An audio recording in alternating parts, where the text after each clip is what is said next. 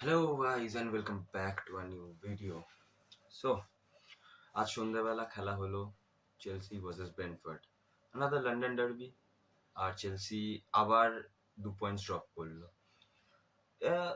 এই ম্যাচটা দেখে আমি এইটুকুনি বলতে পারি যে I am not so sad, maybe because Chelsea war playing good, but কোনো কোনো জায়গাতে আমার এমনও মনে হয়েছিল যে আমরা ম্যাচটা হেরেও যেতে পারতাম। যেমনি লাস্টের দিকে যখন চেলসি ফুল অ্যাটাকে ঢুকে গেছিল, তখন ব্রেন্টফোর্ড অনেক এরকম, অনেক তো না, দু তিনটে এমন কাউন্টার অ্যাটাক তুলে এনেছিল যেগুলোতে চেলসি অন্যদিন হলে কনসিড করে নিতে পারতো।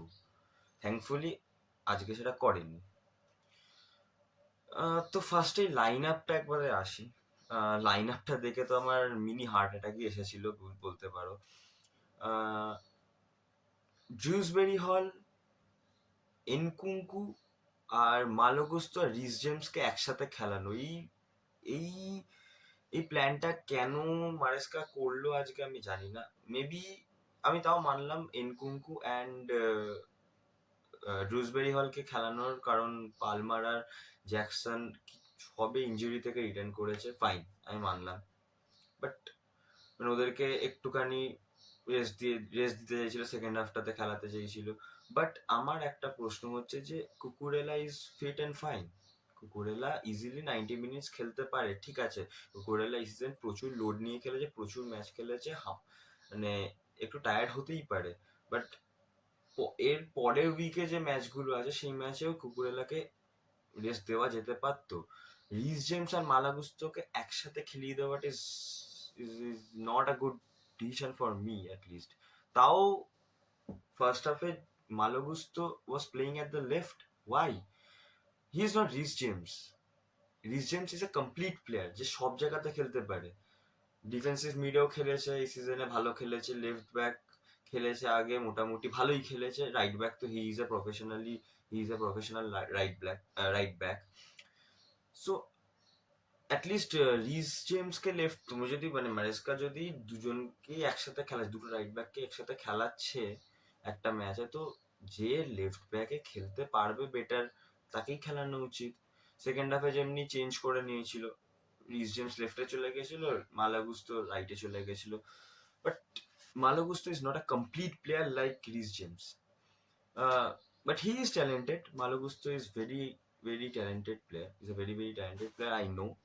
দারুণ প্লেয়ার আমি লাস্ট সিজন দেখেছি। মেবি এই সিজনে ওর অতটা ভালো পারফর্ম করছে না, মেবি মারেস্কার ফরমেশনে বসছে না, অর ফর্মেট ডিপ আসতেই পারে। তো I think Malo Gusto will come back with his form.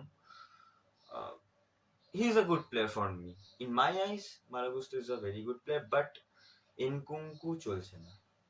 First হাফের খেলা দেখে আমি যা বুঝেছি, এনকুঙ্কু ইজ এ স্ট্যাচু। মানে এনকুঙ্কু খেললে চেলসি 10 জনকে নিয়ে খেলে, আমি যতদূর এই কদিনে দেখেছি। মানে এনকুঙ্কুর একটা কোঅর্ডিনেটিভ প্রেসিং নেই, বল স্ন্যাচ করছে না, যেটার জন্য এনকুঙ্কুকে লাইপজিগ থেকে কিনে আনা হয়েছিল, সেটা এনকুঙ্কু করছে না এখন। I know he is a very good player, আমার এনকুঙ্কুকে পার্সোনালি খুব ভালো লাগে। বাট তুমি যদি আউটকামটা না দাও তাহলে ফ্যান্সরা তোমার জন্য ওয়েট করে থাকবে না, এটাই হচ্ছে কথা। আর এই লাইন আপটা দেখে আমি এইটুকুনি তো বুঝে গেছিলামই যে এই ম্যাচটা ফার্স্ট হাফে তো চেলসি কিল করতে পারবে না। কারণ মানে ফার্স্ট অফ অল প্লেয়ার্সরা ছিল না সেই লেভেলে, and secondly out of the position যদি তুমি প্লেয়ার্সদেরকে খেলাও, তো মানে সব মানে 90% চান্সেস যে তুমি তোমার পছন্দের আউটকামটাকে পাবে না। তো চেলসি তাও অনেক ভালো খেলেছে আমি বলবো। হ্যাঁ, আমি যে বললাম যে আমি খুব একটা মানে দুঃখিত না যে ম্যাচটা ড্র হয়েছে বলে, কারণটা হচ্ছে আমি এই ভিডিওটা যখন বানাচ্ছি তখন ম্যানচেস্টার ডার্বিও শেষ হয়ে গেছে। ম্যানচেস্টার সিটি ড্র করেছে, ম্যানচেস্টার সিটিও পয়েন্টস ড্রপ করেছে। দ্যাটস ওয়াই আমার এখন পার্সপেক্টিভটা আমার এমনি। যদি আজকে ম্যান সিটি জিতে যেত তাহলে হয়তো আমি ভাবতাম যে না, এই ড্রটা খুব বড় একটা লসের মতন। ঠিক আছে, এখনো আমরা টপ ফোরে আছি, টপ ফোরের কন্টেনশনেও আছি, ভালোভাবে আছি, কিন্তু আমার মনে হয় সব চেলসি ফ্যান্সদের ক্যালকুলেশন স্টার্ট করে দেওয়া উচিত। এখনো মিনিমাম 12 থেকে 15 পয়েন্ট যদি চেলসি তুলতে পারে তাহলে টপ 5-এ চলে আসবে। টপ 5-এ কেন বলছি টপ 5-এ আসবে, কারণ এবছর ইপিএল এ 5টা স্পট আছে ইউরোপিয়ান কোয়ালিফিকেশনের জন্য, ইউসিএল কোয়ালিফিকেশনের জন্য। যদি যে কটা ইংলিশ টিম এখন যে ইউরোপিয়ান টুর্নামেন্ট খেলছে, যদি একটা ইংলিশ টিমও একটা ম্যাচ জিতে যায় যে কোনো ইউরোপিয়ান টুর্নামেন্টে, be it Chelsea in Conference League or Aston Villa and Arsenal in UCL or Tottenham and Manchester United in UEL, একটা ম্যাচ যে কোনো একটা ইংলিশ টিমকে জিততে হবে কোএফিসিয়েন্ট বাড়িয়ে নেওয়ার জন্য। আর ইংলিশ ইপিএল কে 5th ইউরোপিয়ান স্পটটা নিয়ে মানে দিয়ে দেওয়ার জন্য জাস্ট একটা ম্যাচ লাগবে। অ্যান্ড আই থিঙ্ক একটা ম্যাচ তো জিতে যাবেই। যদি 4টে টিমও না জিততে পারুক, চেলসি অ্যাটলিস্ট কনফারেন্স লিগের যা মানে যা মান যেটাকে বলে, যা level of game, level of football যেটা খেলা হয় কনফারেন্স লিগে, Chelsea is way higher than that. And honestly আমি চাইও না, মানে আমি কোনোদিনও চাইনি চেলসি কনফারেন্স লিগটা খেলুক। খেলছে এবার তো কিছু করার নেই, এবার যখন খেলছে তখন আমি অবভিয়াসলি চাই জিতুক। But a club like Chelsea doesn't deserve anything below UCL for me. মানে আমি একটা চেলসি ফ্যান হয়ে আমি এই কথাটা বলছি ঠিকই, বাট আমি শিওর যে ইউরোপের যে বড় বড় যে ক্লাবগুলোর সাপোর্টার্স আছে তারাও এটাই ফিল করে বেশিরভাগ। অনেক হেটার্সরা আছে যারা চায় না, আমি সেটা তাদেরকে ধরছিও না, সেটা তাদের পার্সপেক্টিভ হতেই পারে। সো খেলাতে ফিরি। তো first half second half basically Chelsea খুবই ভালো খেলেছে। একটাই জিনিস, চেলসির ফিনিশিং খুব খারাপ, যেটা আমি লাস্ট 3 বছর ধরে দেখছি। ইনফ্যাক্ট যে বছর আমরা ইউসিএল চ্যাম্পিয়ন হয়েছিলাম 2021-এও, সেই বছরও আমাদের ফিনিশিং এর জন্য অনেক ম্যাচ আমরা সাফার করেছিলাম। লেস্টারের এগেনস্টে এফএ কাপ ফাইনাল একটা এক্সাম্পল। তো ঠিক আছে, সেগুলো সব বাদ দিলাম। একটা গোল সেই বছর আমরা ভালো খেলে ভালো পারফর্ম করেছিলাম because of our solid defence. সেই বছর defence was at its peak. চেলসির ডিফেন্স 2021-এ দারুণ খেলেছিল, কিন্তু এই সিজন বা তার পরের যে কটা সিজন গেছে চেলসির ডিফেন্স লাইনটাও অনেকটাই শেকি। মেবি একটা লিডারের কমতি রয়ে গেছে ব্যাকলাইনটাতে, হতে পারে, এরকম অনেক রিজনই হয়। মেবি ট্যালেন্টের অভাব ব্যাকলাইনে যেমনি, বা প্লেয়ার্সদের ফর্ম ডিপ করে যাওয়া, সবকিছু, প্লেয়ার্সদের ইনজিওর্ড হয়ে যাওয়া, যেমনি রিস জেমস ইনজিওর্ডই হয়ে থাকে ম্যাক্সিমাম টাইমসে। তো সবকিছু মিলিয়ে একটা ওভারঅল আমি যদি আজকের ম্যাচটাতে যাই, ফিনিশিং যদি আজকে বা চেলসির ফিনিশিংটা যদি একটু ভালো হতো তাহলে হয়তো আজকে আমরা 2-3 গোলে তো ইজিলি জিততে পারতাম। কারণ নিকোলাস জ্যাকসন যে কটা চান্স পেয়েছিল, যদি দুটোও বাড়ি করে দিত ম্যাচটা সিল হয়ে যেতে পারতো। এবার আছে নিকোলাস জ্যাকসনের মধ্যে সব কিছু আছে একটা ওয়ার্ল্ড ক্লাস প্লেয়ার হওয়ার, শুধুমাত্র ওর মধ্যে ফিনিশিং কোয়ালিটিটা নেই। ওর যদি ফিনিশিং কোয়ালিটিটা বা ওর যদি ফিনিশিংটা আরো ইমপ্রুভ করাতে পারে, আরো যদি কনসিস্টেন্ট থাকতে পারে, ও ডিডিএর ড্রোগবার জায়গা নিয়ে নেওয়ার মতন ক্ষমতা রাখে। এটা আমি বলছি, আমি যতদূর খেলা বুঝি। আমি মেবি আমার বয়স বেশি না, আমি আমার 22 বছর বয়স, বাট আমি চেলসিকে ফলো করি সিন্স 2012, সেই মিউনিকের ফাইনাল থেকে। সো আমি ড্রোগবা প্রাইমে খেলা দেখিনি, বাট হ্যাঁ আমি ভিডিওস হাইলাইটস তো প্রচুর দেখেছি। নিকোলাস জ্যাকসনের মধ্যে আমি ড্রোগবা ট্রেডস পাই। ওই বল ট্র্যাক করা, হাফ স্পেসেসে টার্ন করা, হাফ হাফ স্পেসেসে রান নেওয়া, প্লেয়ার্স অ্যাট্রাক্ট করা। শুধুমাত্র নিকোলাস জ্যাকসনের মধ্যে ওই ফিনিশিংটা নেই। যদি ফিনিশিংটা এসে যায় বা ও নিজের ইমপ্রুভ করে নিতে পারে, Nicholas Jackson will be a world class player, এটা আমি বলছি।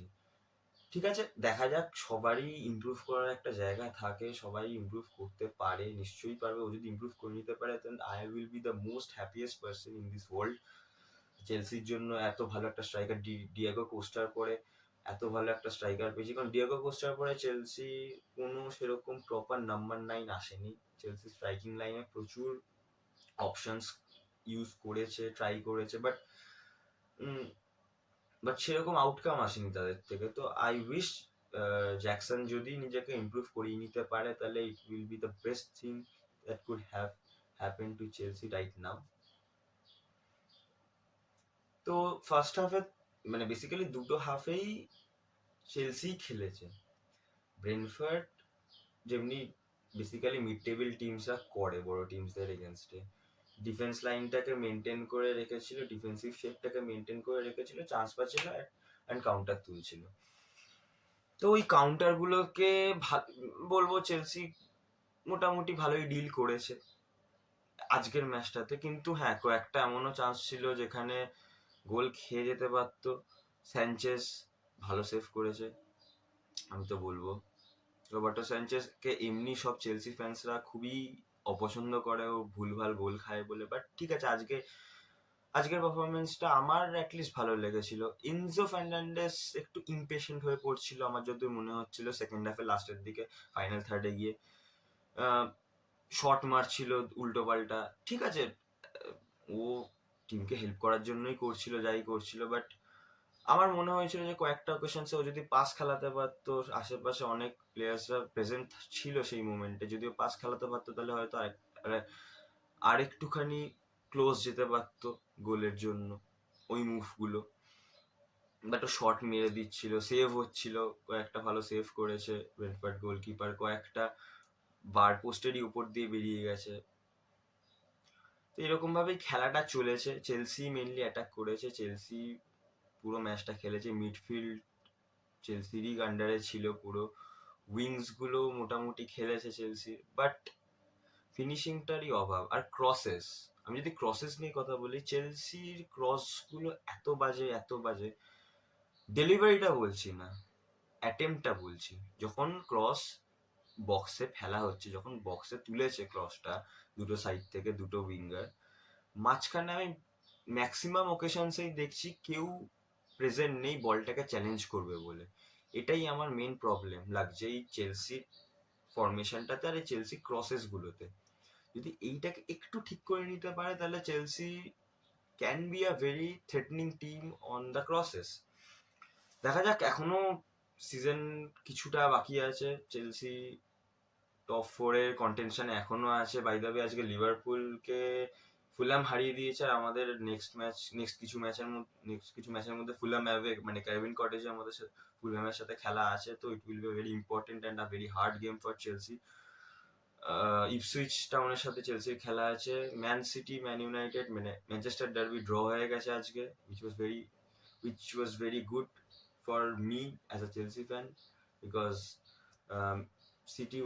সিটি আর নিউক্যাসল এরা দুজন হচ্ছে এখন currently direct rivals for the top 4-5 spot for against Chelsea, আমার তো তাই মনে হয়। তো তাই আমার মানে যেহেতু সিটি আজকে পয়েন্টস ড্রপ করেছে, তো চেলসি এখনো টপ 4-এই রয়ে গেছে, টপ 4-এই আছে। যদি নিউক্যাসল দুটো ম্যাচ কম খেলে, যদি 8 তারিখে খেলা আছে লেস্টারের সাথে, তো ওটা জিতেই যাবে আই গেস। ওটা যদি জিতেও যায় 53 হবে, এক ম্যাচ কম খেলে থাকবে। চেলসির সাথে গোল পয়েন্টস ট্যালিতে সেম হয়ে যাবে, বাট গোল ডিফারেন্সে যদি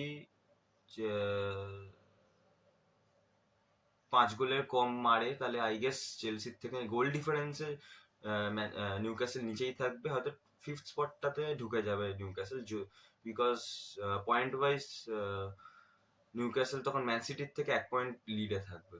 দেখা যাক, it is a business end of the year of the league, কেমন চলে, কেমন কি হয়, কতদূর যায়, কোন টিমটা কোয়ালিফাই করে আলটিমেটলি। তোমরা একটুখানি নিজেদের থটস গুলো কমেন্টসে দাও যে টপ 5 এবছর ইপিএল থেকে কারা কোয়ালিফাই করতে চলেছে।